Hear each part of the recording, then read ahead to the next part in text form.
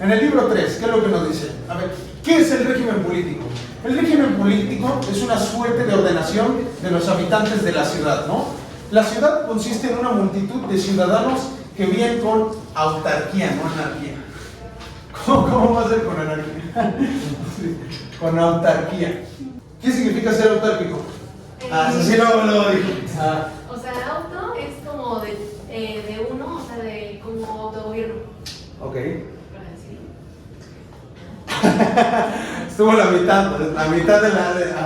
Dale, tú. Sí. Según yo es ser autosuficiente, ¿no? Autosuficiente, exactamente. Eso es autárquico, ¿no? Entonces, la lógica, que ya lo habíamos estado recuperando desde la clase pasada, de una ciudad, es que tiene que ser autárquica completamente, ¿no? Tiene que ser capaz de valerse por sí misma. Entonces, una vez que se ha estado establecido esto, tenemos que preguntarnos, ¿qué es el ciudadano? Un ciudadano no lo es por habitar en un lugar, ¿no? Esto es contrario a lo que va a decir John Locke otra vez, ¿no? No lo es por habitar en un lugar, no lo es tampoco por la participación en una cierta cantidad de derechos a los que puede ser sometido en un proceso o por los que puede iniciar un proceso. ¿De qué se trata ser ciudadano entonces? Se trata de la participación, esto es muy importante. Un ciudadano es aquel que participa en las funciones judiciales y de gobierno, ¿no? Ese específicamente se trata del ciudadano democrático. Es un demócrata. Aparte de eso nos va a agregar y nos va a decir, a ver, los niños y los niños y los ancianos ya no son ciudadanos completos, ¿no? Son ciudadanos imperfectos, están, digamos, a la mitad. No juegan perfectamente de esta dinámica de poder, ¿no? Pero esto es lo fundamental, participar de las funciones judiciales y de gobierno. ¿Qué es lo que pasaba en el Ágora? Pregunto, ¿sí saben lo que pasaba en el Ágora? ¿Sí tienen una noción de qué es el Ágora? Pues como la plaza del mercado. ¿La plaza del mercado? O sea, de los mercados en las ciudades, las polis, ¿no? Que es una plaza, Ajá. era una plaza de las polis griegas en la que se reunían todos los ciudadanos a discutir cuestiones variadas. Particularmente las más importantes era para definir leyes y para juzgar personas, ¿no? Entonces la lógica que estaba viendo aquí Aristóteles es eso. O sea, que el ciudadano democrático va a tener que reunirse y participar de hecho en las acciones políticas y judiciales de su ciudad, es decir, del Estado, ¿no? O sea, ¿de qué se trata esto? ¿De qué se trata esto? ¿Qué es lo que nos está diciendo aquí Aristóteles? Que la ciudadanía no es algo que simplemente se te da. O sea, no simplemente porque naciste en un lugar, ya eres un ciudadano. Por eso los niños y los ancianos no son ciudadanos, son imperfectos. Solamente los adultos y en particular los varones, en cierto sentido, son los ciudadanos. ¿Por qué? Porque son los únicos que participan de la política. Es decir, la ciudadanía no es algo que se da, es algo que se trabaja, que se obtiene. Eso es lo importante de Aristóteles. Ahora sí. Dos cosas. La primera, igual como ejemplo, por ejemplo, aquí en México no te puedes considerar ciudadano hasta que tienes posibilidad electoral. Entonces, igual Que es precisamente cuando ya participamos de la acción de gobierno, de la acción deliberativa, ¿no? Que digamos, digamos una participación indirecta, si se quiere, por supuesto, pero es una participación política necesariamente. Solamente hasta que estás facultado, digamos, ahora sí que el INE es tu credencial de ya eres ciudadano. Felicidades, ¿no? O terrible, ya te puede cobrar el SAT. Una bendición y una maldición en particular, entonces. Ajá. Veo ahí una diferencia fundamental que, por ejemplo, Platón y Sócrates planteaban que normalmente, tanto en las casas como en las ciudades, quienes debían mandar de manera natural eran los ancianos, sobre todo los filósofos, ¿no? Pero se les tenía como una mayor jerarquía a los ancianos, y aquí los está haciendo como ciudadanos imperfectos, ¿no? Sí, aquí se quedan a la mitad, ¿no? O sea, no juegan como tal. Digamos, en Platón tampoco son ciudadanos como tal, porque no participan de la guerra como tal, están en formación, ¿no? Son ciudadanos en formación, pero no ciudadanos de hecho, como tal. No, pero de los ancianos. No, sí, los ancianos sí, ya, o sea, pero justamente lo que decía Platón es, ya, pasada su edad de reproducción, déjalos pastar libres, que hagan lo que se les dé la gana, ¿no? Así que ya no tienen utilidad para la ciudad como tal, ¿no? Ya básicamente lo que les vas a permitir es que viven ahí como, pues, ahora sí casi como animalitos igual, ¿no? Que se dejen guiar por sus propios instintos, ya no nos interesa mucho lo que pase con ellos, ¿no? Entonces, en esta situación, en particular lo que vamos a ver es que juzgar y deliberar, es decir, el aspecto legislativo y el aspecto judicial, son los verdaderos poderes que forman parte de un Estado. Eso es lo fundamental que vamos a destacar de Aristóteles en este sentido, ¿no? Entonces, lo que debe quedar en claro es que el ciudadano en Aristóteles no lo es por nacimiento, sí lo es por participar en el ejercicio de poder dentro de la ciudad. Eso es fundamental. Entonces, a partir de esto, evidentemente nos va a decir, a ver, pero una vez que ya hemos formado la ciudad, que contemos con nuestros ciudadanos, evidentemente pueden surgir algunos problemas, ¿no? En particular nos va a destacar, a ver, ¿qué es lo que debemos o qué es lo que debe hacer aquella persona que se hace cargo del Estado, ¿no? Y aquí es, digamos, donde Aristóteles se transforma en una especie de aconsejador de Alejandro Magno, ¿no? Perdón, es que me quedé con la palabra en inglés en la cabeza. Entonces, aconseja a Alejandro Magno, ¿no? Dice, a ver, ¿qué es lo que tiene que considerar el político? El político tiene que considerar, número uno, cuando conforme la ciudad, la extensión de la misma ciudad y las razas que lo vayan a componer. ¿Por qué? Porque, digamos, lo que sucede al Imperio Romano, ¿no? Empieza a extenderse de manera un tanto descontrolada y lo que empieza a suceder es que hay una gran extensión territorial y hay un gran conglomerado de razas o pueblos viviendo bajo un solo mando, idealmente, ¿no? Entonces, eso es lo que tiene que considerar el político. Pero si esos ciudadanos, es decir, si no nos extendemos demasiado y los ciudadanos que forman parte de la ciudad siguen siendo los mismos ciudadanos después, entonces vamos a decir que la ciudad sigue siendo la misma. Si el régimen se altera, por otra parte, es decir, si nos extendemos de más, y entonces nos vemos en la necesidad de cambiar la constitución, entonces ahí es que vamos a decir que la ciudad es una completamente diferente, ¿no? Es decir, lo que nos quiere decir Aristóteles aquí es, el régimen es la identidad de la ciudad. ¿Sí? Si el régimen cambia, la ciudad cambia. ¿Cómo se define qué compone al régimen? La constitución. Es decir, si cambiamos la constitución, entonces cambiamos la ciudad. No es la misma, ¿no?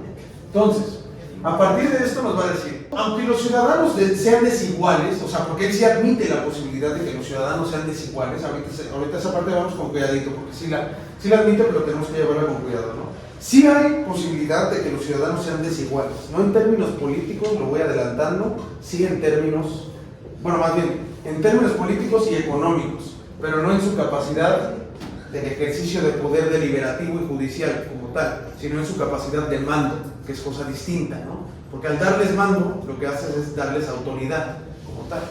Pero lo que sí tienen entonces es una desigualdad política y económica. Eso es a lo que se refiere, que la identidad, que se le va a dar mayor virtud, o van a requerir mayor virtud según la función que desempeñe cada ciudadano. Exactamente, ¿no? O sea, porque la lógica es que evidentemente cada ciudadano, lo mismo que en Platón, cada uno tiene que hacer una cosa distinta, ¿no? Es como lo de los corazones de... Exactamente, ¿no? Cada uno tiene una cosa distinta a la que se tiene que dedicar dentro de la ciudad.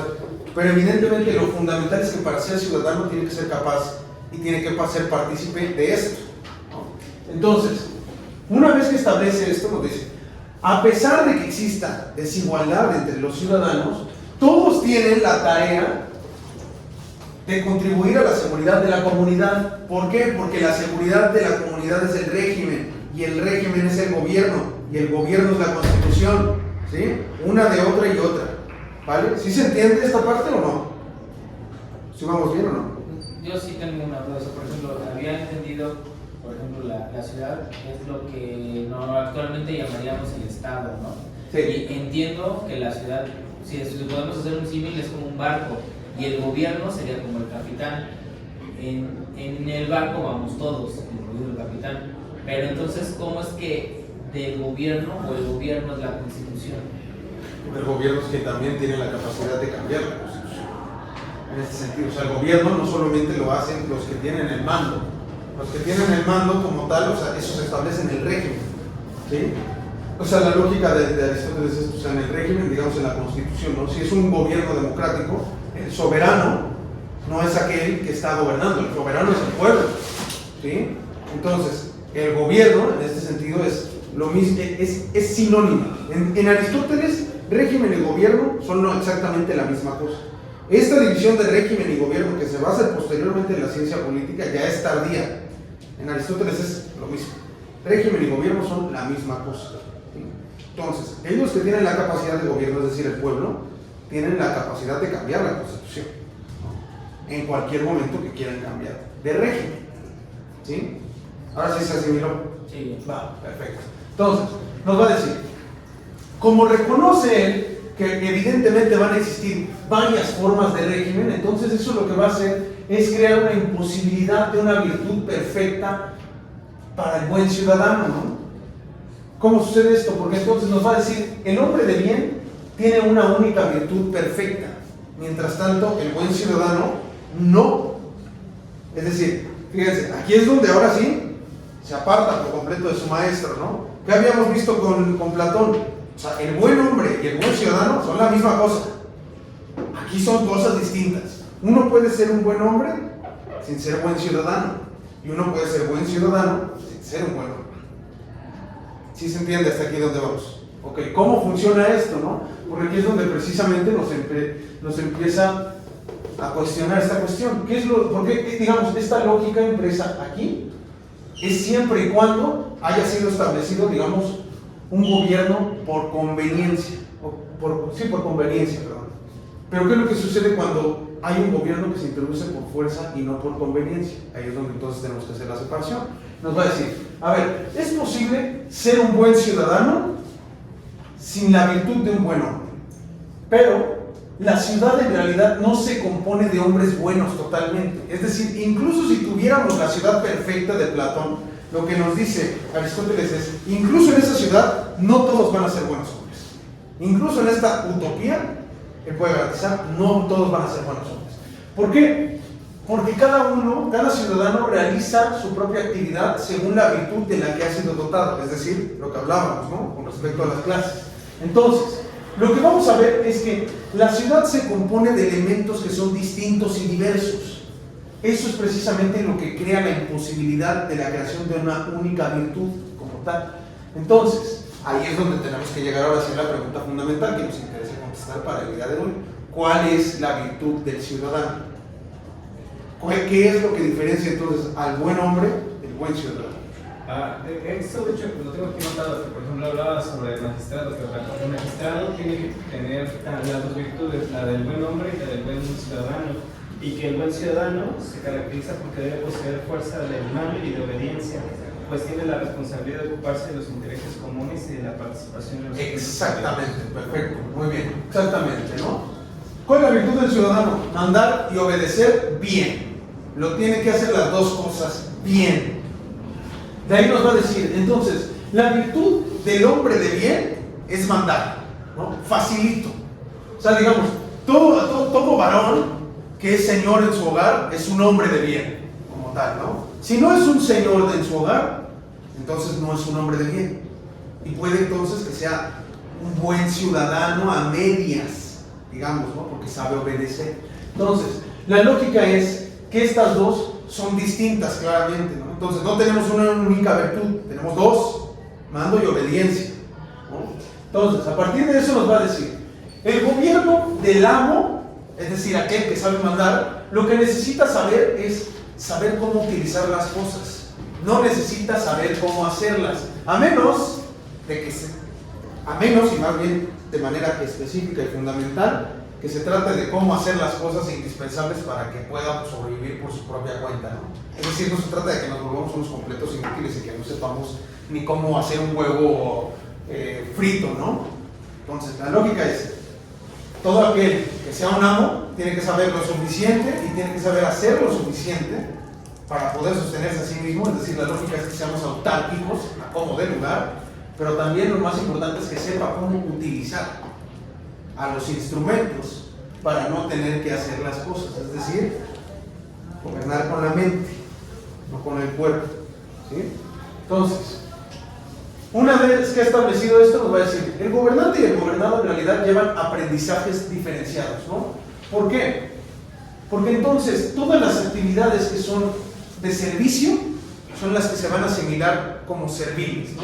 Si entonces el amo aprendiera a hacer las cosas, en realidad estaría aprendiendo a ser servil, no a ser amo.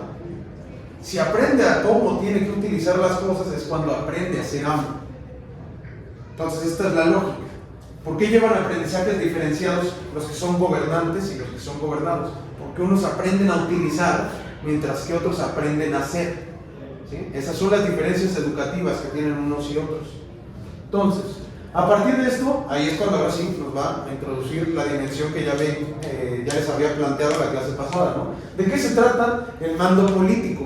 El mando político se trata de mandarle a la misma clase y a hombres que son libres, ¿no? El gobernante, entonces, la lógica es que va a aprender a gobernar siendo gobernado, ¿no? Y ahí aquí les rescate esta cita al respecto. No puede mandar bien quien no ha aprendido a obedecer en primer lugar.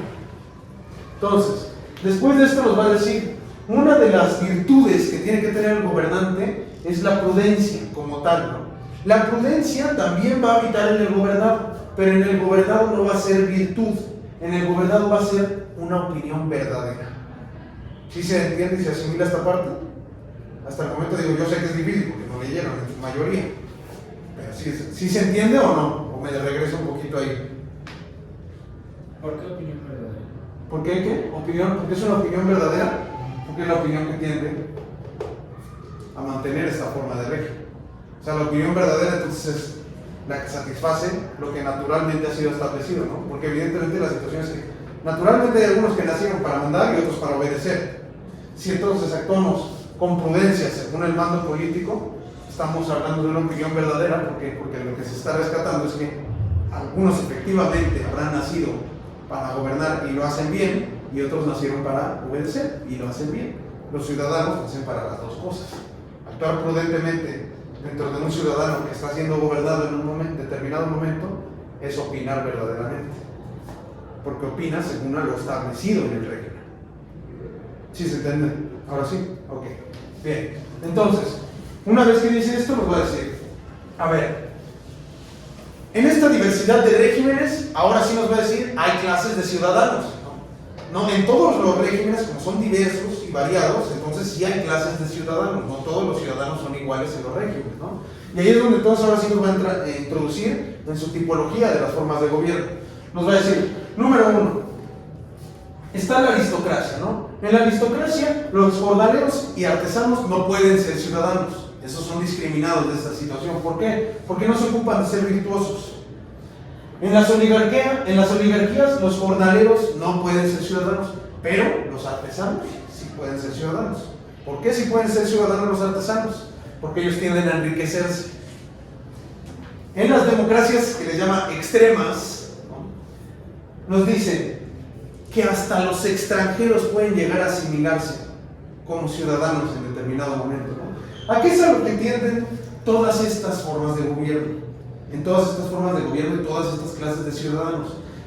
Fundamentalmente a una cosa en particular, que es que el que no participa de los honores públicos y políticos, entonces es un meteco.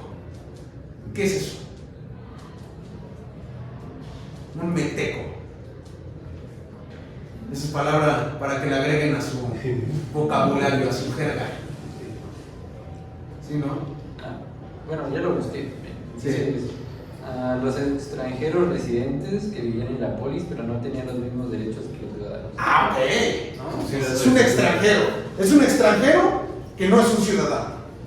Esto es a lo que tiende todo esto, ¿no? Es decir, una vez más, aquel que no participa de esto, que no está capacitado para participar de esto, no es un ciudadano. Y en todas las formas de gobierno lo que vemos es que hay ciertas formas de discriminación hacia determinadas personas. ¿Por qué? Porque ya les había establecido desde un principio. La ciudadanía es una categoría exclusiva. Siempre tiene la exclusividad, no es universal. Entonces, dicho eso, ¿no?, nos va a decir que vamos a recapitular un poquito antes de pasar a lo siguiente, ¿no? Nos va a decir, el régimen es una ordenación de las magistraturas. Las magistraturas, ¿sí tenemos claro qué son las magistraturas o no? Son los puestos de gobierno, digamos. Eso es, fundamentalmente. Entonces, siendo esta situación, nos va a decir, el gobierno es el régimen, ¿no? Las magistraturas y el gobierno son las que tienen poder soberano, ¿no? ¿Cómo se va a dar este poder soberano? En las democracias, el soberano va a ser el pueblo. En las oligarquías, va a ser una minoría. Ya tenemos asimilado eso perfectamente, ¿no? ¿Sí o no? Sí. ¿Cuál es la minoría que gobierna en las oligarquías? Los ricos, exactamente. Entonces, una vez que se ha dicho esto, lo siguiente es que tenemos que decir, a ver, en todo gobierno y en todo régimen, lo que tenemos es un interés en el bienestar de la gente, ¿no? Excepto en la tiranía. Tenemos un interés en el bienestar. Ese bienestar es el fin del ser humano como tal. Aristóteles lo que nos va a decir es que todas las cosas en realidad tienen un fin en específico. Las ciudades también, como tal. Entonces, nos va a decir que como este interés por el bienestar, el fin del ser humano es conseguir eso mismo. Entonces, el gobierno de la administración doméstica a lo que va a tender a satisfacer es entonces los intereses de los gobernados, ¿no? Atender los intereses de los gobernados en la administración doméstica es eso que va a garantizar una dimensión de bienestar.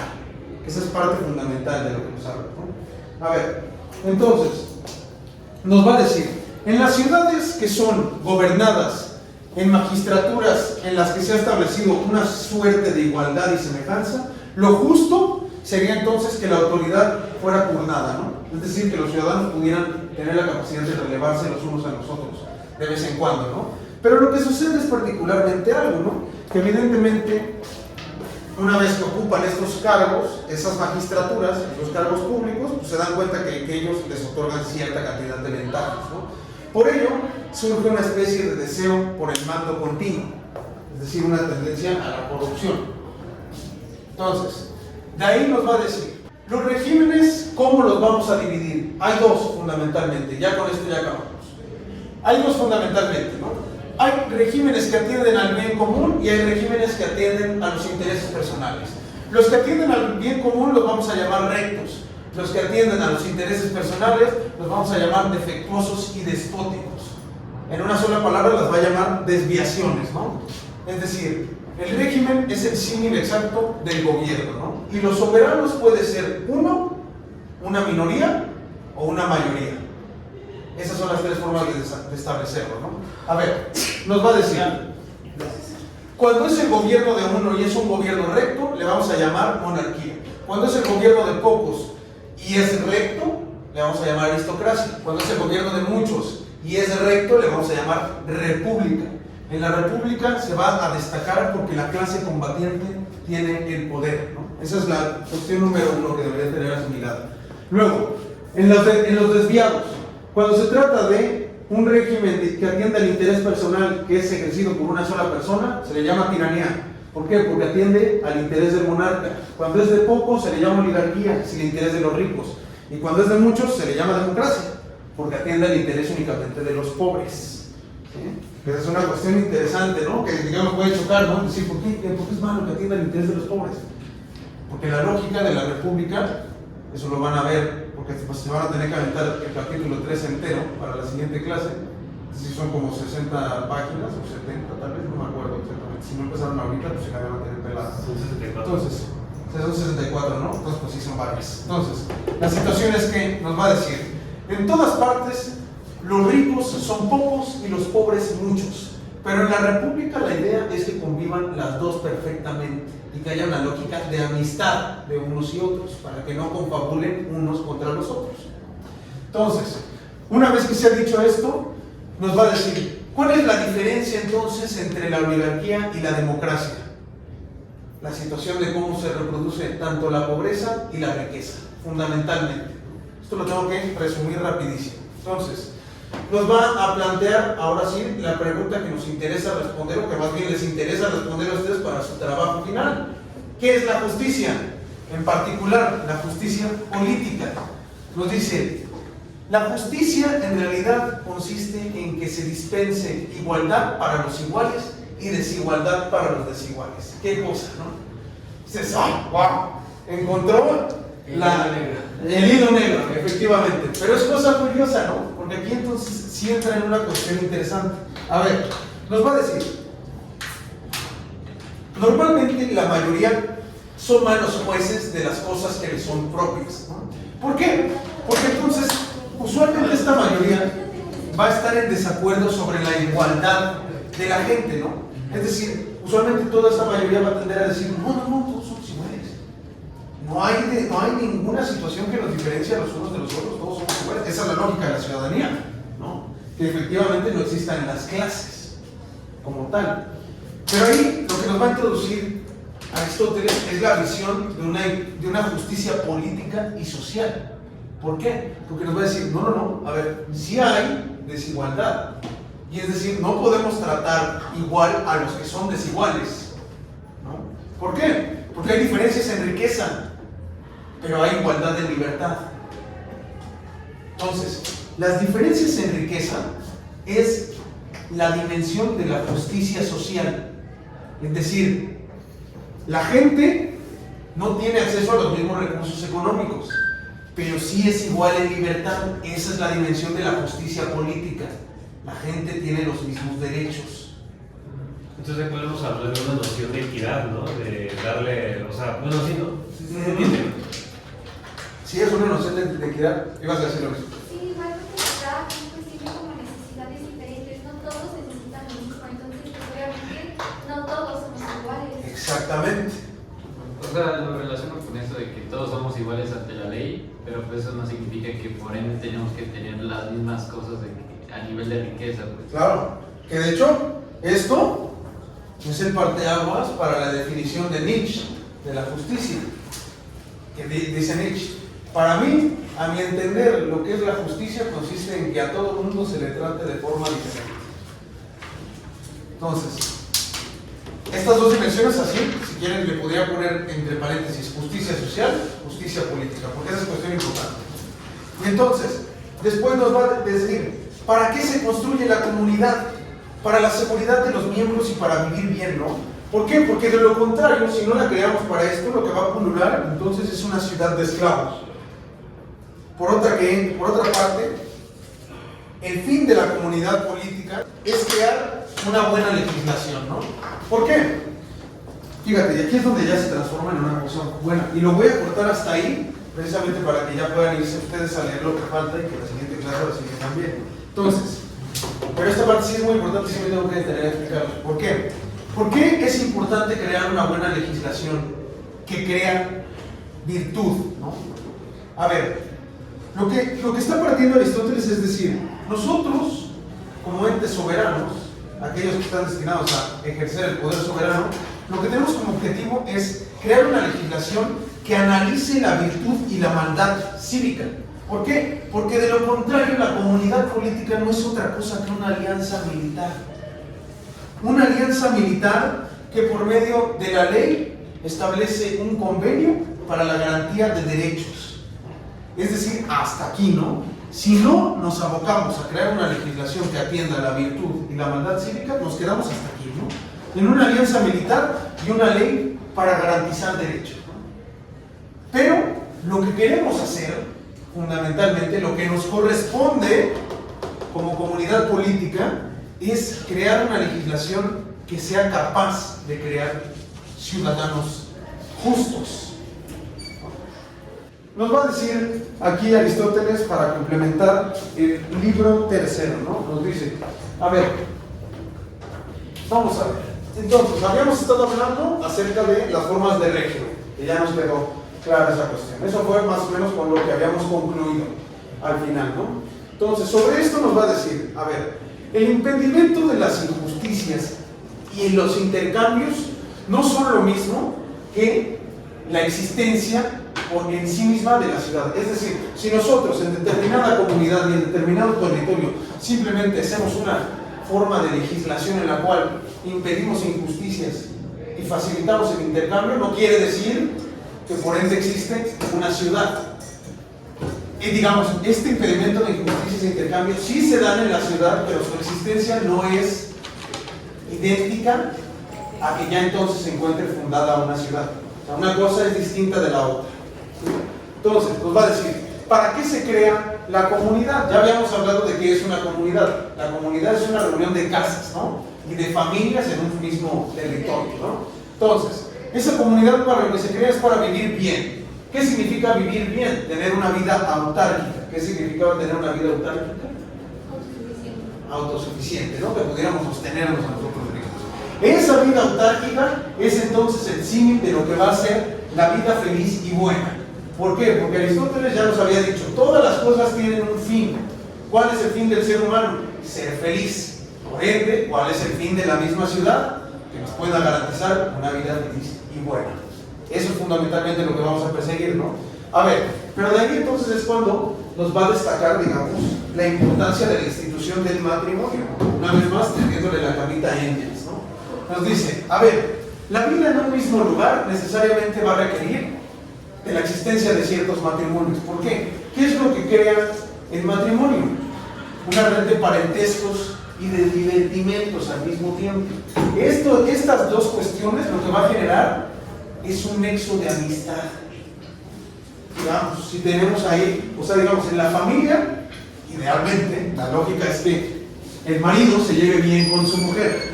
Esa es la lógica, ¿no? Digamos, a pesar de que las cosas no siempre funcionan así, lo ideal es que funcione esta manera, que se lleve bien con su mujer y que los hijos respeten y quieran a sus padres, ¿no? Y por ende, de esta misma manera, es que en otras familias se dará la misma relación. Entonces, esta amistad, estos nexos de amistad son precisamente los que van a facultar una elección de vida en común. Digamos, nosotros no elegiríamos, digamos, sí, por ejemplo, ¿no? Yo les digo en este momento, hagan equipos, vamos a hacer un trabajo en equipo. Se van a juntar con quienes les caen bien. Si yo me pongo a definirlos y pongo a algunos de ustedes con algunos, o sea, si pongo a los que se sientan de este lado con los que se sientan de ese lado, seguramente ni siquiera se llevan bien. Y van a decir, ay no, ¿por qué me ponen con él? Esta es la situación que sucede en las ciudades. Hay una necesidad de una amistad para que podamos elegir una vida en común, ¿sí? Entonces, ¿cuál es el fin de la comunidad? Sí son las buenas acciones. Es decir, queremos crear una comunidad para generar buenas acciones. No por la convivencia, que es cosa extraña, ¿no? Decir, a ver, ¿cómo? ¿No queremos vivir juntos para convivir? No necesariamente, lo que queremos es generar buenas acciones, ¿no? ¿Por qué? Porque ellas contribuyen al bienestar de la comunidad. Pero precisamente Aristóteles decía que el ser humano era un ser social, bueno, era un animal político precisamente porque aún así tenía la convivencia, ¿no? Sí, pero ese no es el fin de la comunidad. Ese es el fin, esa es, digamos, la naturaleza del ser humano, no el fin de la comunidad. Es cosa distinta, ¿no? Ahí por eso ahora sí que voy poniendo las palabras exactas para que no nos vayamos confundiendo, que lo tengamos claro la diferencia. Entonces, estas cuestiones, estas buenas acciones contribuyen al bienestar de la comunidad y estas se van a hacer con los pares de la ciudad. ¿Esta convivencia, digamos, se da con pares de la ciudad? Sí, por supuesto. Pero estas buenas acciones son las que van a contribuir a su bienestar, no la convivencia en sí. Digamos, las buenas acciones son las que posibilitan entonces que exista la convivencia dentro de la ciudad. A partir de esto nos va a plantear lo siguiente: ¿quién debe ejercer la ley soberana en la ciudad? Porque aquí es donde se vuelve y donde vemos realmente el apartado republicano de Aristóteles. A ver, digamos, la ley justa, es decir, una ley que sea justa, jamás, nunca va a poder ser una imposición de una voluntad arbitraria. Jamás va a poder ser una cuestión, una ley justa de esa manera. Es decir, ¿qué es lo que nos está planteando aquí? Nos dice, a ver, para que exista una ley justa, tiene que haber una situación de consenso. Esto a lo que vemos es que es el gen del contractualismo, fundamentalmente, ¿no? Todos ya tenemos claro lo que es el contractualismo, ¿no? Entonces, bueno, ya tuvieron que haber tenido una mínima introducción a esa situación. Aquí lo que vemos es eso, el gen del contractualismo. ¿Queremos que la ley sea justa? Ok, no puede ser impuesta arbitrariamente por alguien más. Tiene que ser asimilada y aceptada por todos. Entonces, a partir de eso nos va a decir, ¿quién es quien debe ejercer entonces esta ley soberana en la ciudad? La soberanía entonces debe ser ejercida por la masa. Cuestión curiosa, ¿no? Porque en otros autores lo que veríamos es que la ejerza uno o que lo ejerzan los pocos, que la ejerzan los mejores, pero no la masa. Pero entonces no se contrapone a la idea de la democracia. es que la mejor forma de gobierno para Aristóteles, o sea, la mejor, digamos, a su entender es la aristocracia. Pero es una cosa distinta decir cuál es la mejor en un plano ideal a cuál es la mejor en un plano aplicable. Es decir, la palabra aquí mágica para Aristóteles es decir, cuál es la forma de gobierno más óptima para la generalidad de las ciudades. Y ahí es donde nos va a decir, es la república. Porque la república es una forma de gobierno mixta, que reúne los atributos de la democracia, a pesar de que sí se opone a la democracia pura, digámoslo de esta manera, pero también reúne algunos atributos de las oligarquías, así como también algunos de la aristocracia. Al ser esta especie, por eso es que la república es una forma de gobierno mixta, porque reúne lo mejor de otras formas de gobierno, ¿sí? Entonces, precisamente, no se opone por completo a la lógica democrática. Hay partes de la democracia que sí le gustan. ¿Por qué? Porque la lógica aquí es que nos va a decir, a ver, la masa individualmente es completamente mediocre. Cada uno de los elementos, digamos, nosotros en este momento somos una masa, una suerte de masa. Nosotros individualmente somos una bola de mediocres. Esa es la lógica de Aristóteles. Pero cuando estamos juntos, cuando estamos reunidos, lo que podemos hacer es ser mejor de lo que seríamos por nuestra propia cuenta. ¿Por qué? Porque la lógica es que los muchos van a poder superar en virtud y prudencia a los unos, a los únicos, digamos, ¿no? Entonces, la multitud es como si fuera un solo hombre. Digamos, es el fundamento del Leviatán de Hobbes, esto, ¿sí? O sea, nosotros cuando actuamos como una multitud, es decir, en este momento, digamos, en este momento me vuelvo yo representante de ustedes como multitud. Yo soy el representante del Estado ahora.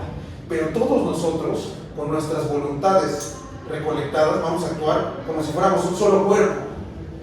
Digamos, en este momento vamos a ser el cuerpo de Diegópolis, por decirlo de esta manera, ¿no? Y así todos vamos a formar parte de una sola entidad. Y actuaremos entonces en consonancia, como si fuéramos uno solo, ¿vale? Entonces, ¿por qué va a decir que es mejor que esta soberanía la tenga la masa? Porque es mejor que la tengan las más a que los tengan los menos, aunque los superen en virtud y en prudencia. Es decir, incluso cuando los menos, es decir, los pocos, superen en virtud y prudencia a los más, es mejor que lo tengan la mayoría. ¿Sí? A ver, ¿de qué se trata esto, no? ¿Por qué? Porque en los muchos lo que vamos a encontrar es una mayor cantidad de perspectivas. Juzgan mejor al todo. ¿Cuál es la lógica de esto? O sea, fíjate, es como cuando vemos, por ejemplo, un elefante, ¿no? Si nosotros nos sentamos, digamos, yo me siento aquí, ahí está Luna, Emiliano está allá y Joaquín está allá.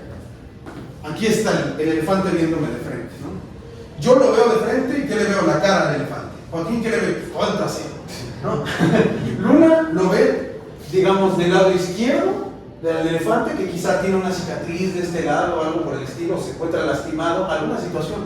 Y Emiliano lo ve de este lado y lo ve perfectamente saludable. Lo que sucede es que entonces, en la multitud, lo que podemos hacer es reunir la diversidad de perspectivas que van a juzgar mejor al todo, digamos al elefante en este momento que es el todo, digamos. Esa es la lógica de Aristóteles. Es decir, los muchos son capaces de ver más que los pocos o uno solo. No hay por eso es que los más necesariamente van a superar en virtud y prudencia a los menos, ¿no? Y entonces, ahí es la situación, ¿no? Porque nos dice, y si le negamos el acceso al poder y a la participación a esta mayoría, bueno, pues eso es peligroso, ¿no? Significa peligro, diría don Ramón. Significa peligro. ¿Por qué? Porque los muchos, cuando están privados del poder y de la participación política, se vuelven enemigos de la ciudad. Y es entonces cuando nos enfrentamos a los mismos peligros que nos señalaba Platón con respecto a la oligarquía. Hay una ciudad dividida y hay unos muchos que confabulan en contra de unos pocos. Por eso es la lógica de Aristóteles que nos dice, no podemos dejar a los muchos fuera de la actividad política. Es la parte donde dice que los que tienen como mayor virtud y aparte tienen como, digamos, el privilegio estructural, van a despreciar a los que no tienen, a los que menos tienen, ¿no? Y los que menos tienen, por envidia, van a confabular contra los que nos tienen. Efectivamente. Y entonces, ¿de qué participa la masa? De la elección de los magistrados y de la rendición de cuentas de ellos, ¿no? Es decir, sujetarlos a su vigilancia. Esa es la situación. O sea, así no lo dice Aristóteles, ¿no? Esto es más bien la forma en la que yo se los explico para que lo asimilen de manera más sencilla. ¿Sí? Que es la parte de donde se menciona lo que el soberano para elegir y pedir como cuentas a los magistrados para satisfacer sus necesidades. Exactamente. Bien. Exacto. ¿Por qué? Porque entonces de lo que se está planteando aquí es que en realidad esta masa va a estar limitada. No puede ejercer el poder inmediatamente como si fueran reyes, sino que tienen que reunirse, tienen que deliberar, tienen que llevar un procedimiento para ejercer el poder. No pueden hacerlo simplemente así como así, ¿no? Entonces, a partir de esto nos va a decir, la masa reunida es útil a la ciudad. Si está separada, es imperfecta para juzgar. ¿Qué significa elegir bien? Porque a final de cuentas lo que tiene que hacer la masa es elegir bien, ¿no? Esa es una misión que se le tiene que dejar a los expertos, nos dice. Pero ¿cómo podemos saber o cómo podemos llegar a cuestionar si la masa puede actuar como un experto o no? Lo que nos va a decir es, aunque haya una participación profana, no es mejor que el pueblo en su conjunto. El pueblo en su conjunto juzga bien, no como masa. O sea, ya el pueblo, cuando hablamos del pueblo, ya no estamos hablando de una masa ahí. O sea, ya no estamos hablando de simplemente Diegópolis, ¿no? Ya estamos hablando, digamos, yo empiezo a designar, o más bien, la idea es que nos pusiéramos de acuerdo para decir quiénes van a ser los legisladores, ¿no? Quiénes van a actuar de esta asamblea. Y ahí decimos, no, pues Mauricio, no, pues Javi, o sea, quien sea, ¿no? Empiezan a participar de esto, pero entonces empiezan a participar de esto, y a partir de ello, es que digamos, al definir quiénes son los que participan, ahí decimos que ya hay un pueblo, porque hay una constitución, hay una noción de justicia política, hay un orden establecido. Ya no simplemente somos un rebaño conglomerado, ya estamos estratificados. En ese sentido es ahí cuando se forma el pueblo. Y el pueblo en conjunto va a juzgar bien, pero ya no como masa, sino como asamblea. ¿Qué es lo que hace la asamblea? Deliberar. Así es como se asegura actuar como experta. ¿Sí? Ahora sí, pregunta. O sea, que entonces se podría decir que es como una forma de organizar a la sociedad de manera orgánica, ¿no? Donde cada quien desempeña una labor, ¿no? O sea, como si fuéramos una célula, ¿no? Donde cada parte de la célula... Cada parte hace lo que le corresponde, pero todas participan. O sea, la célula no puede operar o muere por completo si una de sus partes no hace lo que tiene que hacer. Se vuelve cancerígena incluso, ¿no? Si se rompe esa estructura, no opera como debe hacerlo y se vuelve poco funcional e inútil, ¿no? Para sostener la vida. Entonces, bien, ya se entiende, ¿no? Hasta el momento va muy claro. Entonces, lo que sucede es que nos va a decir, la asamblea es soberana en dos cuestiones, en las mismas que es la masa, fundamentalmente, en la rendición de cuentas y en la elección de los magistrados, ¿no? Nos va a preguntar, ¿quiénes son los que ejercen el mando? Que eso es lo que te interesa a ti. Okay. A ver, no lo hacen los actores individuales, lo hacen las instituciones que están compuestas por las partes. Cosa importante, ¿no? Porque entonces nos va a decir, a ver, esto que es el pueblo, esto que es los consejos, los tribunales, todos ellos en realidad están compuestos por multitudes ciudadanas. Digamos, cada uno de los que participa de estos escaños, de estas magistraturas, son fundamentalmente ciudadanos, ¿no? Si te los encuentras por la calle y ellos te violentan, hay una legislación que también los limita a ellos, en la misma calidad que lo haría a ti. Entonces, de esta manera lo que podemos decir es que no son los actores, sino que actúan como instituciones, ¿vale? O sea, no pueden actuar en la individualidad. Es la institución compuesta por toda la asamblea de los ciudadanos la que da nacimiento a su capacidad de mando. ¿Sí se entiende? Cuauhtémoc Blanco. Cuauhtémoc Blanco, ¿cómo? Sí, o sea, Cuauhtémoc Blanco, siendo gobernador, se le acusa por XY, es como, y deliberan si ahora como diputado se le debe quitar el fuero o no. Efectivamente, digo que El fuero existe fundamentalmente para otra cosa, porque es una institución, digamos, me parece que ya va para los 100 años. Es la institución, sí, de hecho ya superó los 100 años. Pero sí era necesaria porque durante el gobierno de Victoriano Huerta, a Belisario Domínguez, por hacer ejercicio de su libertad de expresión, pues lo tronó, ¿no? Entonces, una por eso. O sea, eso se puede entender como cuando, por ejemplo, en alguna reforma y tal, de que no se menciona de que esta persona rechazó la reforma, por ejemplo, del Poder Judicial, sino que la Cámara de Senadores rechazó la reforma. O sea, exactamente. como el conjunto, porque entonces, claro, están las partes que votan, por supuesto, pero el conjunto es la acción de la institución. Y la acción de la institución es la que efectivamente ejerce el mando, no las partes. No actúan como actores, no pueden tener mando como actores individuales, porque de otra manera sería completamente arbitrario. Y eso sería injusto. La lógica es que tenemos que actuar como un todo, ¿vale? ¿Alguna otra pregunta? No, ya quedó. ¿No? Está bien. Sí te vas a ver. ¿No? Ok. Entonces, las leyes, a partir de este planteamiento que hemos hecho, son las que efectivamente ejercen la soberanía. Los magistrados, como tal, solo la ejercen donde la ley es precisa. Solo donde la ley es precisa. Las leyes entonces son justas o injustas. Ahora sí, lo que te interesaba, las leyes son justas o injustas. ¿Qué dice Aristóteles? Depende del régimen. Depende del régimen. Depende, exactamente. Ahí nos va a decir, a ver, ¿cuál es el mayor bien que puede haber dentro de una comunidad? La disciplina política. La disciplina política. ¿Por qué? Porque el bien político es la justicia. ¿Qué es la justicia? Lo que es conveniente para la comunidad, no para una sola persona. Nunca para una sola persona. La justicia es un bien público, jamás para una sola persona. Entonces, lo conveniente para la comunidad. La opinión general al respecto de la justicia es que la igualdad digamos, la justicia es una suerte de igualdad que atiende a las personas, ¿no? Digamos que entonces de la perspectiva o el concepto de la justicia, de lo que se parte es una necesidad de igualdad para los iguales, ¿no? Y ahí es entonces cuando nos va a plantear cómo deberíamos distribuir las magistraturas.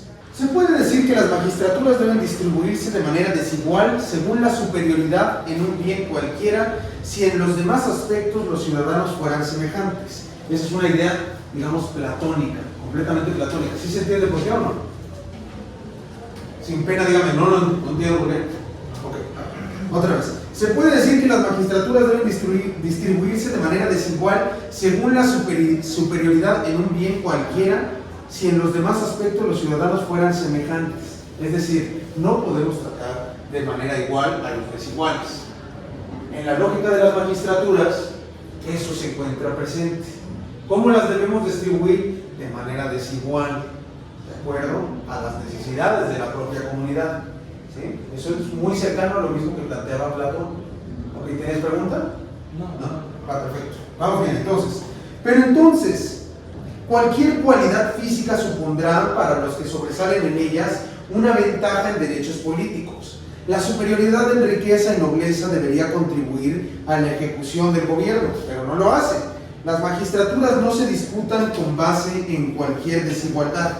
Es necesario que se base en las facultades con las que se constituye la ciudad. Por eso son los nobles, ahí es donde pongo lo siguiente, ¿no? Por eso son los nobles, los libres y los ricos los que aspiran a los honores, y es necesario que haya este tipo de gente y que aporten una contribución, pero también es necesario que prevalezca la justicia y el valor guerrero en la polis. El poder puede pretenderse bajo las condiciones de nacimiento, riqueza, cultura y nobleza. ¿Ok? A ver, ¿de qué se trata esto? ¿Cómo vamos a distribuir las magistraturas? Habíamos dicho, tiene que hacerse con base en las necesidades, por supuesto. Pero aquellos que aspiran a tenerlas serán evidentemente los nobles, gente libre, solamente pueden ser los libres, digamos, y los ricos, ¿no? Todos ellos aspiran a los honores, naturalmente. Pero también tenemos que tener en cuenta la necesidad de la existencia de la contribución, la necesidad de existencia y de contribución. Y eso se contrapone, digamos, con la prevalencia de la justicia y la necesidad de un valor guerrero dentro de la polis. Es decir, aquí ya nos está insinuando la implementación de una república. ¿Por qué? Porque no podemos solamente darle gusto a estos, tenemos que darle gusto a estos también. Es decir, a los que están desprotegidos, a los pobres, a aquellos que no son ricos, a aquellos que no son nobles. Ahí es donde prevalece la noción de la justicia. Y por eso es que entonces la distribución de las magistraturas tiene que ser de manera desigual, no puede ser igual. Ajá. Esa es la parte donde dice que no es natural que alguien que tiene mayor virtud se someta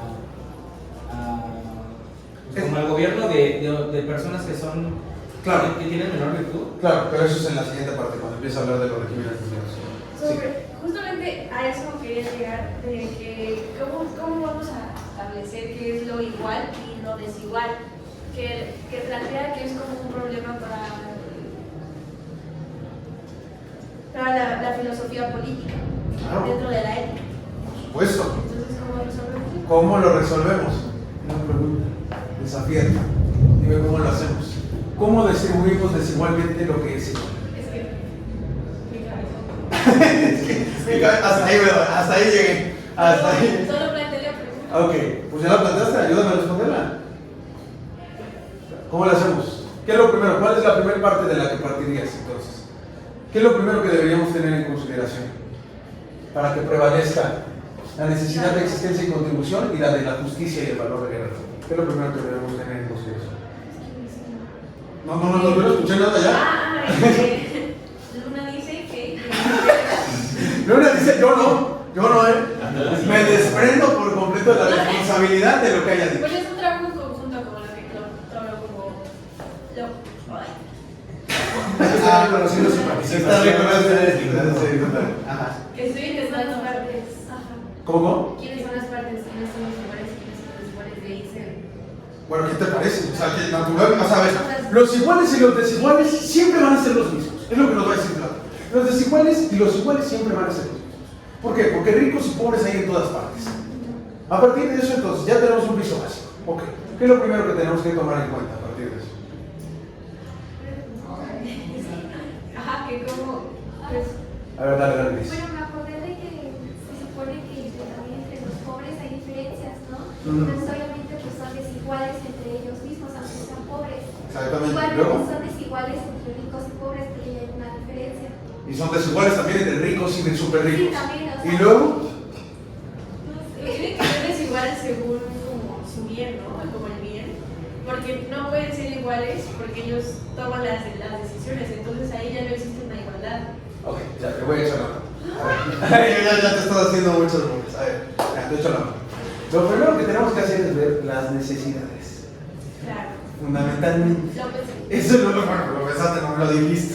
Venga, tenga el valor entonces. Vemos las necesidades, ¿no? Decimos, a ver, esto es lo que necesita la gente pobre, esto es lo que necesita la gente rica. ¿Cuál es el lugar en el que le deberíamos dar mayor interés público? Donde sean los más, ¿no? ¿Dónde van a estar los más? ¿En los ricos o en los pobres? En los pobres, porque naturalmente así es. Así es, ahí donde haya riqueza, tienen que ser pocos, porque la riqueza nunca va a ser para muchos. ¿Sí? Entonces, ahí es donde vamos a empezar a definir cómo vamos a diferenciar a los iguales de los desiguales. Y entonces, a partir de eso vamos a establecer una mínima noción de igualdad. ¿Cuál es? La ley. Esa es la ley donde nos pone el piso básico. Para decir, ok, todos, o sea, digamos, no hay una ley especial para los ricos y una ley especial para los pobres. Es para todos. La ley es general. Ese es un principio general del derecho. Es para todos, es pública. Y que sea pública quiere decir que aplica a todos y además que tiene que ser conocida por todos. Eso es lo fundamental. ¿Sí? Entonces, ya a partir de ahí ya tienes algo de dónde empezar tus reflexiones. Así es. Muy bien, ok. Listo. Entonces, ¿alguna otra pregunta? ¿O eso quedó perfectamente claro? Pues, ¿No? Sí. pues yo, bueno, aquí tengo algo y Dale. lo leeré. Creo que agrega mucho. Donde quiera que un grupo de hombres, sean pocos o muchos, gobiernan por la riqueza, Sí. habrá necesariamente una oligarquía y donde gobiernan los pobres una democracia. Acontece no obstante, como hemos dicho, que los ricos son pocos y los pobres muchos, porque pocos son los que están en prosperidad. De la libertad, en cambio, todos participan, y por estas causas unos y otros se disputan el poder. Exactamente, mejor dicho, pues, de hecho de ahí era donde saqué toda la idea. Tengo una duda en la partecita, Sí. justo después de lo que dijiste. Sí. Dice, puesto que no deben tener una parte igual en todos los que son iguales solo en un punto, ni una parte desigual los que son desiguales en un solo punto. Todos los regímenes de este tipo son forzosamente desviaciones. Esa es la siguiente parte de la que voy. Ah, ok. Literalmente es la siguiente parte de la que voy. ¿Qué más? ¿Alguien más? Ya no. Ok, justo a eso vamos a entrar. Bien, pues ahí es donde empieza ahora sí a hablar de los regímenes desviados, ¿no? A ver, ¿qué es lo que van a plantear los regímenes desviados? Que todos son iguales en todo momento, pero en un solo punto. Por tanto, no hay conformidad con una justicia absoluta. Ahí es lo que sigue, es ahí donde lo va a explicar, ¿no? A ver, la tierra es esencial para la ciudad. ¿Por qué? Porque de la tierra se determina fundamentalmente el territorio, pero también la propiedad. Entonces, los ricos poseen la tierra. Eso lo podemos asimilar perfectamente, ¿no? No hay problema en plantear eso. Pero entonces, primordialmente esa tierra es común, contrario a lo que nos diría Locke. El Estado se funda, es que te acordarás, ¿no? O sea, el Estado se fundamenta en la propiedad privada. Aquí Aristóteles dice, no. A ver, esa tierra es primordialmente común, es para todos. Es decir, todos son iguales en todo momento, pero en un solo punto. Es decir, en una sola cuestión. Digamos, todos vamos a ser iguales a la hora de votar, por ejemplo. Pero no todos podemos ser votados, por ejemplo. Digamos. Entonces, esos son regímenes desviados. Porque no atienden a una forma de justicia absoluta, la desdeñan. Y por ello, entonces, lo que crean es una forma de relatividad de la justicia. Es decir, solamente hay leyes que se aplican para algunos y leyes que se aplican para otros. Eso es lo que rompe con los principios generales del derecho, por ejemplo. Por eso es que son desviaciones. ¿Sí? ¿Ya quedó claro? Ahora sí. ¿Alguna otra pregunta por ahorita? No. Bien. Entonces, de ahí nos dice, la justicia es una virtud social. ¿Por qué? Es una virtud social y fundamentalmente la justicia también tiene que ser social, es decir, hay una visión de justicia social dentro de Aristóteles, porque la comunidad va a aspirar entonces al poder justamente. Digamos, todos aspiramos a poder tener el poder. Si se nos niega esa situación, injustamente, si no es a través de la ley, es decir, a través de una imposición arbitraria, de una voluntad arbitraria, ya no estamos viendo esta situación. Y por tanto, es una forma de gobierno injusta.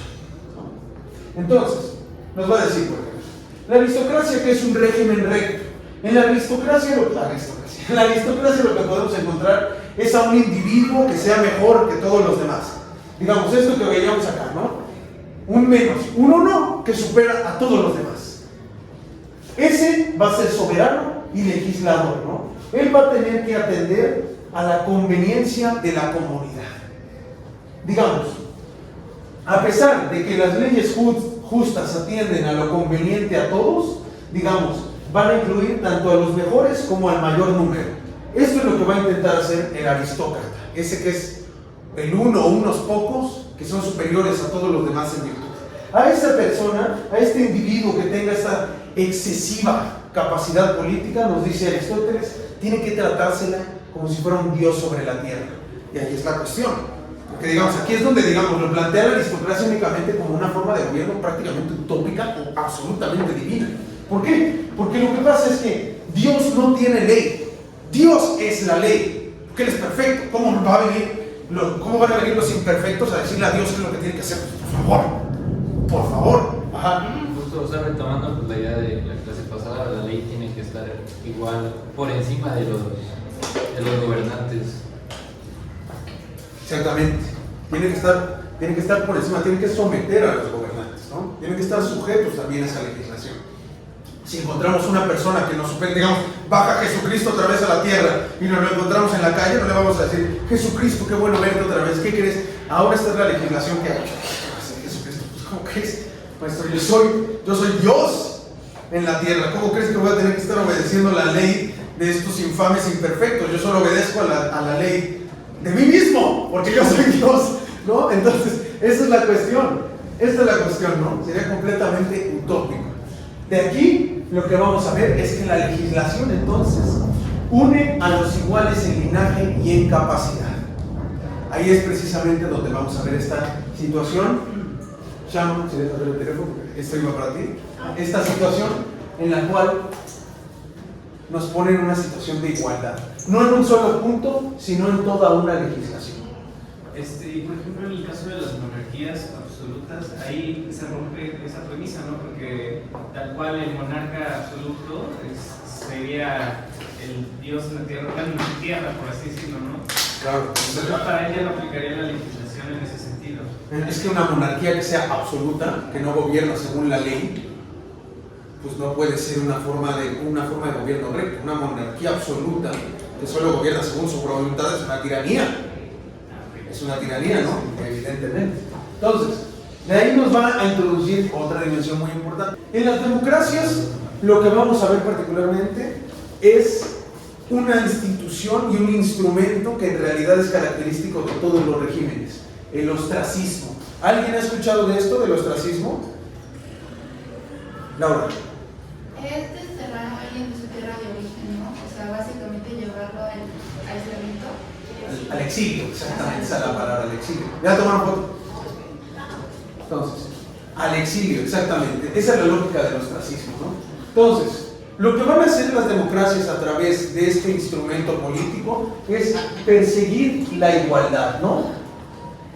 Entonces, lo que se va a querer hacer después de esto es imponer un destierro temporal, ¿no? Ahora sí, ya todos ya tomaron foto. Nos va a decir, en realidad el ostracismo no es una institución o un mecanismo que sea característico de las democracias. En realidad es un instrumento del poder y que se ve en cualquier régimen. Lo que pasa y lo que va a diferenciar el uso del ostracismo es en particular si se usa en pos del interés común o de un interés particular, ¿sí? Porque no es lo mismo entonces desterrar, por ejemplo, digamos que jugando abogado del diablo, aquí al respecto, no es lo mismo desterrar a Julian Assange, ¿no? Que en este sentido, o sea, más bien no escapó, pero más bien escapó.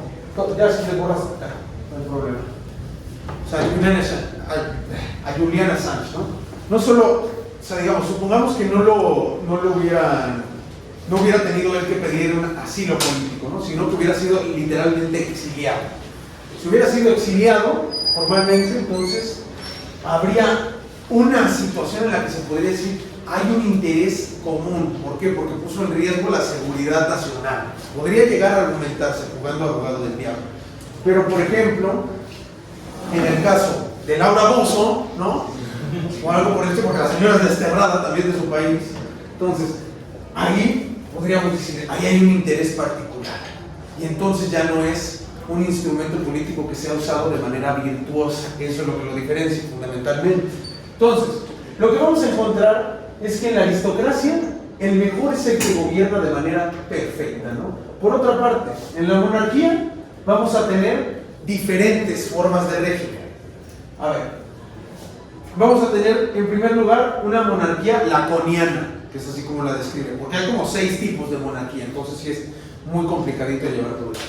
A ver, entre uno de los tipos de monarquía, la laconiana, esa va a estar fundamentada en la ley, pero, digamos, no es absoluta, digamos, está fundamentada en la ley, y aparte de eso, solamente van a tener estas capacidades, digamos, extraordinarias de un gobierno particularmente, digamos, absoluto, si se le quiere ver, tener estas capacidades extraordinarias similares a las de un dictador, que me refería antes de que llegaran ustedes a esta Miranda, que es únicamente cuando se encuentran en campaña y solamente van a poder legislar al respecto de asuntos que converjan en torno a la guerra y sobre los asuntos que estén relacionados con los dioses, ¿no?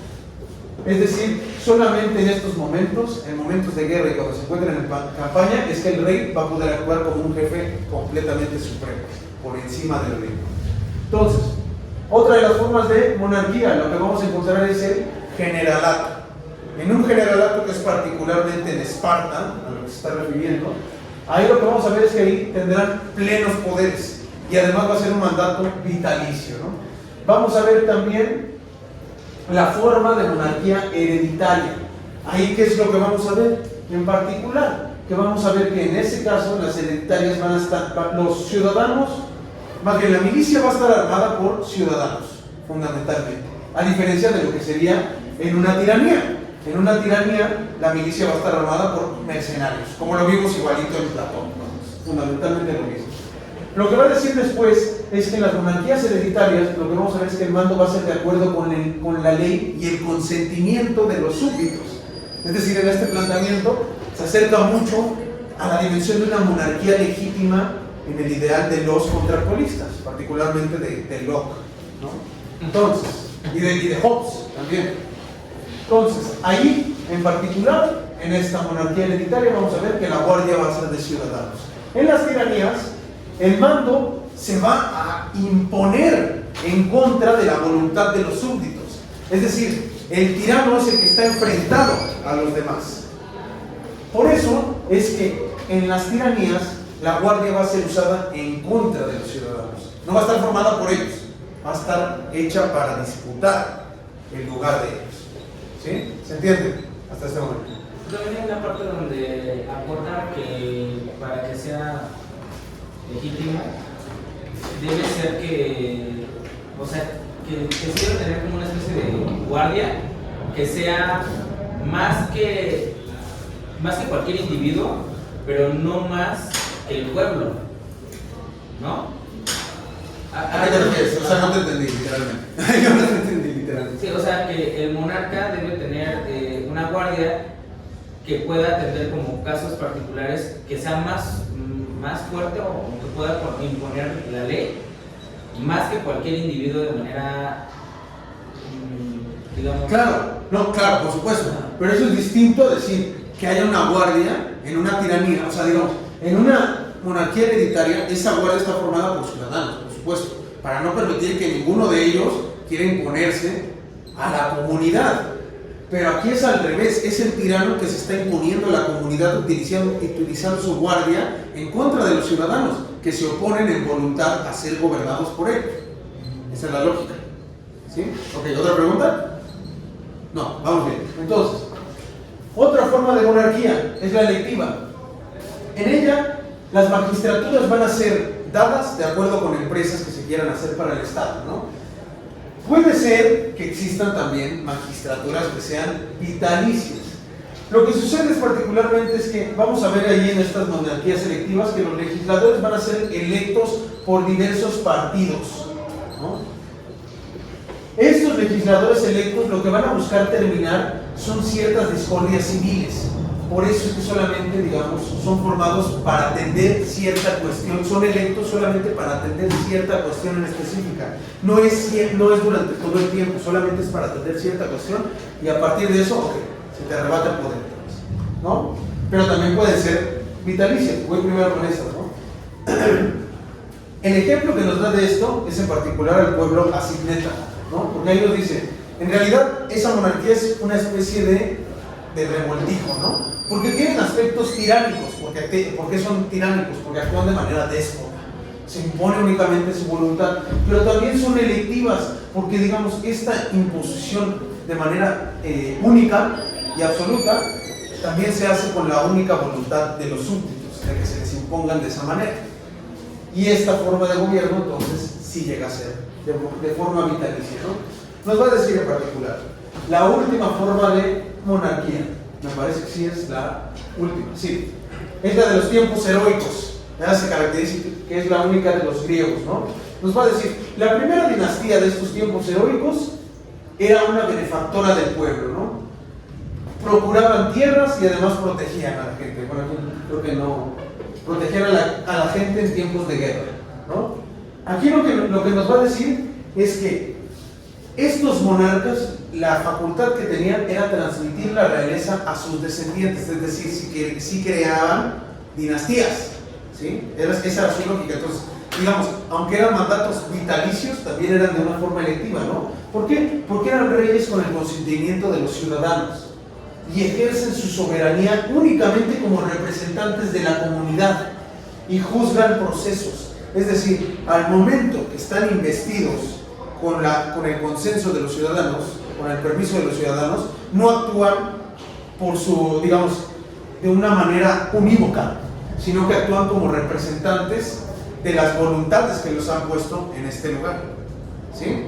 ¿Se entiende bien? Sí, pues de hecho tengo entendido que, por ejemplo, es como la parte buena de la que es electiva tiránica, ¿no? Por ejemplo, porque son justamente elegidos porque son personas con gran honor, que protegen las tierras, o sea, como que es la persona más buena del pueblo, pues sí. ¿Cómo diría Weber? La más carismática, ¿no? Le llamaría Weber. Ajá, y que es la que asegura las tierras, y pues es como, bueno, pues este bro es el que va a traer la paz, a todos, ¿no? La paz a la empresa que queremos atender en este momento. También es como muy cercana a esa parte militar, ¿no? Justamente Claro. Porque pues su rey es una persona que es asociada a la guerra y a esta parte de la valentía, ¿no? Claro, por supuesto. Es como una suerte de caudillo. No necesariamente. No necesariamente, porque, digamos, al ser electo, o sea, es distinto a la figura del caudillo. El caudillo se impone por la necesidad de guerra. ¿Sí? Aquí la guerra no es una necesidad, es un peligro que puede surgir y que se necesita atender. Pero digamos, una cosa es que una persona se sostenga en el poder por la necesidad de la guerra, y otra cosa es que una persona sea puesta en el poder ante la emergencia de la guerra. ¿No? Es cosa distinta. Entonces, en particular de la monarquía, es que de la monarquía lo que podemos decir es que va a ser uno solo que es soberano de todo y de todos, ¿no? Pero esta forma, digamos, en particular del poder absoluto, solamente la vamos a ver dentro de la administración doméstica o en las tiranías, ¿no? Que es ahí donde digamos, el señor de la casa, el varón del hogar, ¿no? Porque está en la lógica de Aristóteles, el varón del hogar es soberano de todo y de todos los que están ahí adentro. Es el que se hace cargo de absolutamente.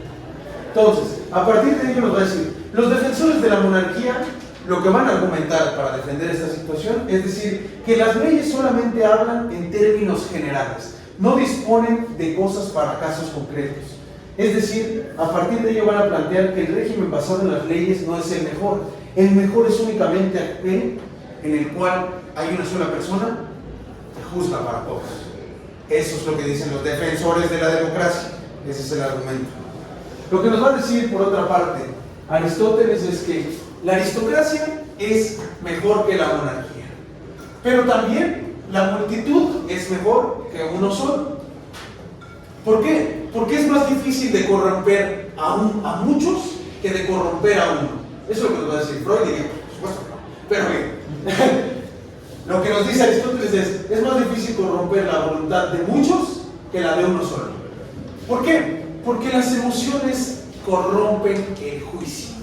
Esta es la primera instancia, ¿no? Esto es lo primero que nos va a plantear Aristóteles. Esta parte es importante para comprender la definición de la ley. Las emociones corrompen el juicio, ¿no? ¿Dónde pesan más las emociones? ¿En uno solo o en muchos? En muchos dirían ustedes, ¿no? Es lo que sostiene también Freud y Le Bon y prácticamente todos. Pero Aristóteles dice, no. Si nosotros nos sujetamos en algún momento, por ejemplo, con lo que le sucedió a Alejandro Magno, cuando mataron a su mejor amigo, ¿no? ¿Qué fue lo primero que hizo? Quemar templos destinados a diosas, hacer un berrinche tremendo, puso toque de queda, incluso cuando se murió su mejor amigo, con los historiadores, su mejor amigo. Entonces, ahí estamos sujetos únicamente a las emociones de uno solo, corrompido por su juicio, ¿no? Esos son los peligros a los que se refiere Aristóteles, ¿no? Digamos que no nos encontremos sujetos a esta volatilidad que puede tener uno solo en determinado momento. Por supuesto, la masa también es propensa a esta cuestión, pero corromper el juicio de la masa en el raciocinio de Aristóteles es mucho más complejo que a corromper el de uno solo, ¿no? Entonces, a partir de esto nos va a plantear otra pregunta. ¿Cómo inició la vida política? A ver, y aquí es cosa extraordinariamente interesante que la forma que plantea Aristóteles es la misma cuestión que va a plantear Freud y es una cosa muy semejante a lo que va a plantear Locke. Prácticamente son idénticos en esto, ¿no? Entonces nos va a decir, es probable que la vida política se haya originado con el gobierno de uno solo. En algún momento los que eran semejantes se hartaron, ¿no? Y entonces establecieron una constitución ciudadana. Después de establecer la constitución ciudadana, empeoraron. ¿Cómo? A partir del enriquecimiento del tesoro público. Es decir, se volvieron oligarcas, ¿no? Y una vez que se volvieron oligarcas, asimilaron entonces que la riqueza era lo mismo que el honor. Era igualmente deseable. Una vez que se transforman en oligarcas, solamente nos queda devenir en tiranos, ¿no? Digamos, muy parecido a lo que nos planteaba Platón, pero aquí es donde transforma la cuestión, porque dicen, una vez que surge el tirano, la democracia surge en respuesta al accionar del tirano. La democracia entonces va a generar una reducción de la codicia y va a fortalecer a la multitud. Se va a oponer entonces a los designios del tirano y va a reducir el deseo oligarca. Esa es la forma de verlo de Aristóteles. Así es como surge la vida política, ¿no? Nos va a decir, la monarquía que es legal, es decir, la monarquía constitucional, no es en realidad un régimen político especial. Nos va a decir, en realidad, democracia y la aristocracia tienen los mismos principios que la monarquía legal. Usualmente ponen uno al frente de la administración pública, que es, digamos, lo que vemos a día de hoy. Hay un primer ministro, hay un presidente, y en la aristocracia pues ponen al mejor de todos, ¿no? En esto, por eso es que dicen, no es un régimen político especial en realidad. En la monarquía absoluta lo que vamos a ver manifestado es la voluntad del rey, ¿no? Entonces, nos va a decir, esa monarquía absoluta no es natural que el poder de uno, es decir, la voluntad del rey sobre los ciudadanos, se imponga sobre aquellos que son iguales. Por eso será entonces una forma desviada que tiende más hacia una tiranía, ¿no? Por otra parte, nos va a decir, no es más justo gobernar a partir de este planteamiento y de esto que ha partido aquí, y esto en particular nos va a decir, no es más justo gobernar que ser gobernado en las sociedades que aquellos que son iguales. ¿Por qué? Porque es más justo hacerlo por turnos. Es decir, la lógica dentro de la democracia es, sí, estamos siendo gobernados en un momento, pero en algún momento podemos aspirar a nosotros a gobernar. Es decir, mientras seamos iguales, lo justo es que podamos gobernar por turnos, ¿sí? Y a partir de eso nos va a decir, la ley es el orden social. Este orden social lo que hace es definir un marco jurídico. El marco jurídico lo que hace es construir la comunidad. ¿Por qué? Porque va a definir los atributos que van a estar impresos dentro de las instituciones. Ahí está clarísimo, ¿no? Es clarísimo ahí. No hay problema hasta el momento. ¿O vamos bien o algo que regreso? Todo bien. Vale. A ver, eso. ¿Qué parte? El último. ¿Este? Sí. A ver, la ley es el orden social. Una vez que se establece ese orden social, digamos, se conforma un marco jurídico. Entiéndase, una constitución, vaya. Esa constitución es la que administra y gesta a la comunidad. Este marco jurídico lo que va a hacer es definir los atributos de las instituciones. ¿Sí? Ya, ahora sí se entendió, ¿no? Digamos, porque en la Constitución se establece, a ver, la Cámara de Senadores está destinada a ser tal. La Cámara de Diputados está destinada a ser tal. La Presidencia puede hacer tal. Y puede definir entonces a sus secretarios de tal manera en tales tiempos. Así es como le da sus atributos. ¿Sí? Ok, o sea, todo esto partiendo de que la ley es como el punto medio de... Exactamente. La ley es ese punto medio, efectivamente. El mando de la ley es mejor al mando de un solo ciudadano.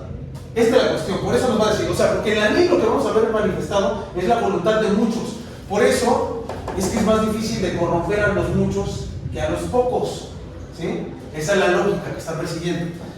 Entonces, los ciudadanos lo que tienen que hacer es actuar como guardianes y servidores de esa ley. Para lo que están, digamos, educados los ciudadanos es para defender a la ley, para defender el orden establecido. digamos, si no se puede, si algo no puede ser definido por la ley, tampoco va a poder serlo por una sola persona. Esta es la lógica. Entonces, la ley, digamos, le va a facultar a los magistrados tener un criterio justo. Y además de eso les va a dar una facultad superior, que es permitir adecuarla. Es decir, darles una capacidad de reformarla si las situaciones a las que se enfrentan son diversas y no pueden ser atendidas por la condición específica en la que se encuentra la ley en ese momento. Es como esa parte que dice, el que defiende el gobierno de la ley parece defender el gobierno exclusivo de la divinidad y la inteligencia. En cambio, el que defiende el gobierno de un hombre añade también el elemento animal, pues tal es el impulso afectivo y la pasión ¿qué? No sé, tú lo escribiste. Sí, que pervierte a los gobernantes y a los hombres mejores. La ley es, por tanto, la razón sin deseo. Exactamente, y eso es exactamente a lo que iba. La ley es razón sin deseo. Quien defiende el gobierno de la ley, defiende un gobierno divino inteligente. ¿Por qué? Porque la lógica aquí es que la ley es una determinación fijada por la razón. ¿Y qué es la razón? La razón es un Dios en cada uno de nosotros. ¿Sí? Aquí, siguiente parte de esto. Y ya con esto ya casi voy a acabar. 165. Porque ahí es la siguiente pregunta, ¿no?, que tendríamos que hacernos. ¿Qué es lo divino en el Génesis? ¿La inteligencia, la razón y la virtud de la justicia o la vida eterna? ¿Cuál es el atributo divino en sí? ¿La vida o la capacidad de comprenderla? ¿En dónde reside esta situación? Entonces, a partir de eso lo que vamos a ver es que en el hombre, precisamente, conviven entonces dos cosas. Un atributo divino y un atributo animal. ¿Por qué? El atributo animal es, digamos, la parte sensitiva y apetitiva del alma, que se compone de dos cosas. La epitimia, que es, digamos, el impulso afectivo, ese es al que tú te refieres, que se trata de un apetito irracional que tiende hacia el goce material. Mientras el timos, que es la pasión, es decir, lo que surge de las emociones, es un vivo ardor sentimental que genera, digamos, esta energía del querer. Y el querer se puede dar por una multitud de cosas, por gente, por el dinero, por los carros, por cualquier cosa. Entonces, donde conviven estas dos cosas es precisamente que viene la ley a limitar al timos y a la epitimia, a la pasión y al impulso afectivo. Eso es lo que quiere limitar la ley. Es que no muy bien, como que siento que, bueno, para mí, como que es lo mismo, casi como la pasión, como la emoción, entonces no entendí bien cómo la diferencia. Las emociones no son lo mismo que tus pasiones, estaremos de acuerdo. Digamos, tú puedes experimentar el miedo, ¿no? Cuando tú experimentas el miedo al mismo tiempo experimentas pasión, difícilmente, ¿no? De hecho, hay muy pocos miedos naturalmente implantados en el ser humano. De hecho, solamente se han identificado dos. Uno, el miedo a caer, o sea, que tenemos por eso este reflejo innato de agarrarnos de algo, ¿no? Ese es uno de ellos. El otro ya no me acuerdo cuál era. Pero en fin, o sea, digamos, el miedo es una emoción natural, pero no está inmersa de pasión hasta que se introduce la cultura, ¿sí? Porque, digamos, cuando tú te enamoras de alguien, naturalmente puede llegar el momento en el que tengas miedo a perder a esa persona. O, digamos, al mismo momento en el que, en la relación que guardas con tus padres, ¿no? O sea, tienes este miedo, tienes, digamos, este vivo ardor sentimental, ¿no? Perdón, tienes este apetito irracional en una primera instancia, pero también va a estar inmerso por la pasión. Es decir, ahora tengo un vínculo con esta persona y esa persona en específico me da miedo perder. Ahí están las dos cosas inmersas. Está la emoción del miedo y está la pasión. La lógica de Aristóteles aquí al respecto, o sea, porque su crítica va en particular con respecto a la situación económica, es que de la epitimia lo que surge es un apetito irracional por el goce material, es decir, por el goce del dinero, del lucro. En este goce del lucro también se ve inmersa una pasión, porque, digamos, hay un ardor sentimental que nos hace querer al dinero. Eso, digamos, o sea, es que si te doy la clase, ya después si quieres metes la optativa de psicoanálisis y sociedad, también la da mi papá esa, para que ya después termines de complementar esto, para entender cómo, digamos, de la relación con nuestros padres podemos llegar a poner nuestro objeto de deseo y de amor sobre el mismo dinero, o cualquier otra cosa. ¿Sí? Pero fundamentalmente es eso. Hay dos cuestiones, la emoción y la pasión. Aunque una se alimenta de la otra, no son iguales. ¿Va? Pero sí se entiende, ¿no? Ya más o menos ya fuiste viendo a qué me refiero. Entonces, después de esto, a partir de esto que hemos establecido, ahora sí, ¿qué es lo justo? De acuerdo con Aristóteles. Lo justo es el término medio, este punto medio del que nos habla José Manuel. Ese es la ley. Las leyes entonces nos dicen, son una suerte de costumbres, ¿no? Pero nos dice que en realidad tienen más autoridad estas costumbres que el derecho positivo. ¿El derecho positivo sí se entiende qué es o no? Es como esta... no es cierto. No sé. El derecho positivo es el que está escrito. Escrito, tan. Y el otro es el moral, ¿no? Exactamente, ¿no? Donde juzga a la gente. Pero fíjate, aquí está la cosa importante que nos dice Aristóteles. A ver, las leyes que brotan de las costumbres tienen más autoridad que las que se establecen de manera positiva. ¿Por qué? Porque usualmente rigen sobre asuntos más importantes que las que hacen a esto. Es decir, por ejemplo, no matar es una situación fundamental y que está impresa en prácticamente todas las legislaciones del mundo, ¿no? Eso está penado. ¿Por qué? Porque precisamente esta dimensión de las costumbres atiende a la moral y esa, digamos, desde la perspectiva aristotélica es más importante, atiende a asuntos más importantes de lo que le hace el derecho positivo, ¿sí?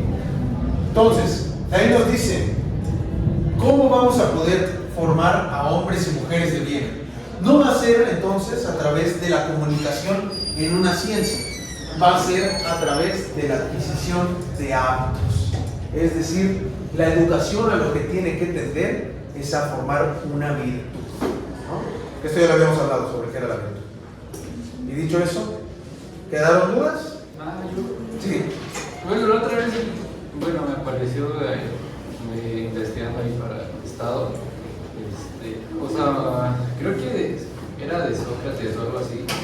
Decía que no había nada más parecido a la injusticia que la justicia tardía.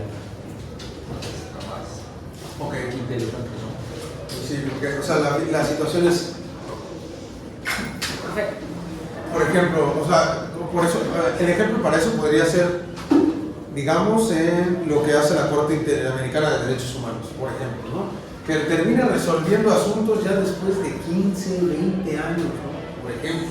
Y es cuando dices, hombre, pues ahorita ya para qué, cuántos recursos ya se desgastaron. Digamos, a final de cuentas, para que no queden las cosas en la absoluta impunidad y que otras personas no tengan que sufrir lo mismo que las víctimas anteriores. Porque, digamos, la lógica de la justicia es prioritariamente que sea expedita, es decir, que se atienda rápido, ¿no? No que suceda como lo que pasa, ¿no? Lo que ha pasado con los 43 de Ayotzinapa, ¿no? A día de hoy va una década y no se ha resuelto eso. Y va a llegar, estoy plenamente convencido que va a llegar el momento en que la Corte Interamericana va a adquirir ese caso, lo va a resolver y va a tener que pedir al Estado mexicano una disculpa que no sé para qué sirve, honestamente. Pero va a tener que legislar al respecto y hacer una serie de adecuaciones a su legislación que van a estar bien precisas. Pero en fin.